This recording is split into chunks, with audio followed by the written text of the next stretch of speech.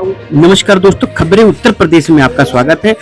राजस्थान से बरकत खान की रिपोर्ट। जोधपुर में पत्रकारों का प्रदर्शन, उपेंद्र सिंह राठौड़ के समर्थन पर निष्पक्ष जांच की मांग। जोधपुर में सैकड़ों पत्रकारों ने वरिष्ठ पत्रकार उपेंद्र सिंह राठौड़ के समर्थन में एकजुट होकर आयुक्त के माध्यम से मुख्यमंत्री के नाम ज्ञापन सौंपा है। पत्रकारों ने जैसलमेर प्रशासन की कार्रवाई का एक तरफा और मनमाना बताते हुए पूरे मामले की निष्पक्ष व उच्च स्तरीय पे जांच की मांग की है। ज्ञापन में बताया गया है कि राठौर पिछले 22 वर्षों से स्वाद रेस्टोरेंट संचालित कर रहे थे। बावजूद इसके बिना लिखित आदेश के उन्हें हटाने की कार्रवाई की गई। आरोप है कि न्यायालय के स्थगन आदेश के बाद भी प्रशासन ने गैस सिलेंडर जब्त करने के किचन सील करने और अंत जेसीबी से ढांचा ध्वस्त करने जैसी कार्रवाई की, जिससे भारी आर्थिक नुकसान हुआ। पत्रकार संगठनों ने इस द्वेषपूर्ण कार्रवाई बताते हुए दोषी अधिकारियों के खिलाफ सख्त कार्रवाई और नुकसान की भरपाई करने की मांग की है। साथ ही चेतावनी दी है कि अगर जल्द न्याय नहीं मिला तो 29 मार्च को जयपुर में बड़ा प्रदर्शन करेंगे।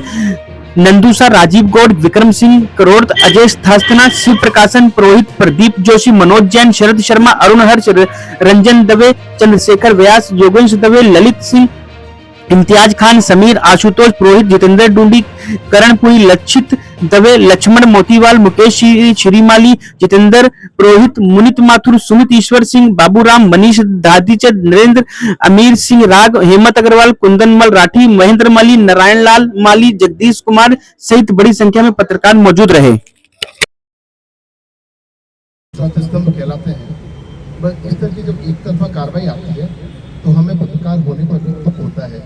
कम से कम जमीनी स्तर पर जांच करा लेते, कम से कम कोई कारण बता देते। ये जो अन्यायपूर्ण कार्रवाई और एक तरफा कार्रवाई न्यायालय में, संविधान में, नियम में, कायदे में हमेशा दूसरे पक्ष को सुनने की एक प्रवृत्ति, सिस्टम, कायदे बने हुए हैं। हम भी जब कोई खबर करते हैं तो हमेशा दूसरा पक्ष जरूर पूछते हैं जिससे कि हम पे उंगली नहीं उठेगी, क्योंकि हम समाज का प्रमुख अंग है जिन पर पूरा देश विश्वास करता है। और ऐसे में यदि पत्रकारों के हितों को लेकर के इस तरह का जो उदाहरण आएगा तो आगे पत्रकार आजीवन के लिए एक्स्ट्रा, क्योंकि केवल हम चैनल की बात करें, अगर समाचार पत्र की बात करें, उससे घर नहीं चलता है। समय बदल चुका है, खर्चे बहुत अधिक है, महंगाई बहुत अधिक है। ऐसे में यदि कोई व्यक्ति अपने पुश्तैनी जायदाद के माध्यम से या लोन लेकर के कामकाज करता है और उसको किस तरह कुठाराघात होता है, कम से कम हम जब इतना मान सम्मान सबको देते हैं, मीडिया ही सबसे बड़ा एक न्यायपालिका के बाद में वो साधन है, वो सिस्टम है, वो अंग है, तो सबको जब मान सम्मान का ध्यान रखता है न्यायपालिका को। और जब प्रशासनिक क्षेत्र की बात करें, हम जब सबको रिस्पेक्ट देते हैं तो हमारे आत्मसम्मान को ठेस पहुंचाने का अधिकार किसी को भी नहीं है।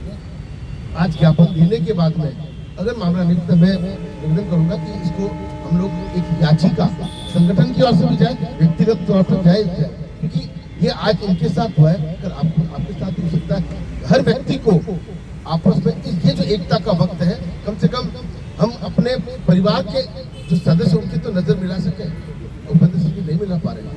तकलीफ ये कि हम दुनिया के लिए दौड़ते हैं, सरकार बनती है हमारे रिपोर्टिंग से, हम साफ सुथरी रिपोर्टिंग करते हैं, पत्रकारिता का ध्यान रखते हैं, कायदों का ध्यान रखते हैं कि कहीं पक्षपात नहीं हो जाए।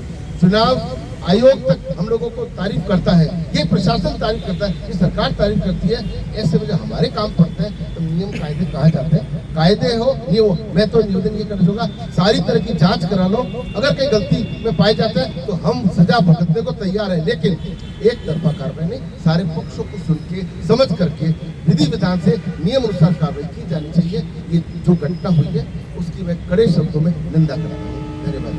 18 तारीख को हमारे वहाँ रेस्टोरेंट में पूरा प्रशासनिक अमला वहाँ पहुँचता है। 17 तारीख को, 17 फरवरी को मुझे अंदेशा इसलिए हो गया था क्योंकि ओरण को लेकर के जनता ने वहाँ पर आंदोलन किया, जिसमें नारे लगे थे, कलेक्टर हटाओ, जैसाण बचाओ।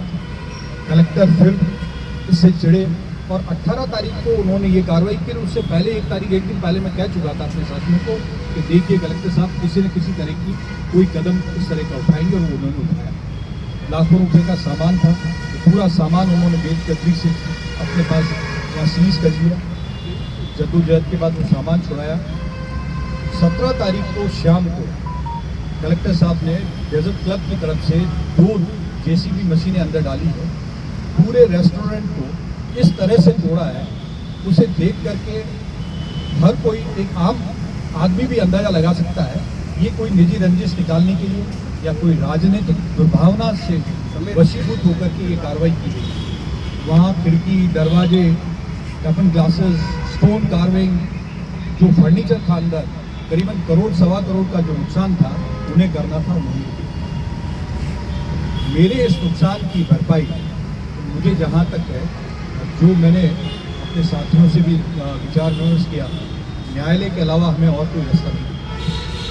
आज हम जो ये ज्ञापन देने के लिए और जो अपना राज्य सरकार के सामने विरोध दर्ज करा रहे हैं, इसका कारण एक है कि मेरे ऊपर आप लोगों के द्वारा एक जिम्मेदारी दी गई है कि देश के सबसे प्रतिष्ठित पत्रकार संगठन की प्रदेश अध्यक्ष की जिम्मेदारी राजस्थान में मुझे मिली है। भविष्य में किसी भी पत्रकार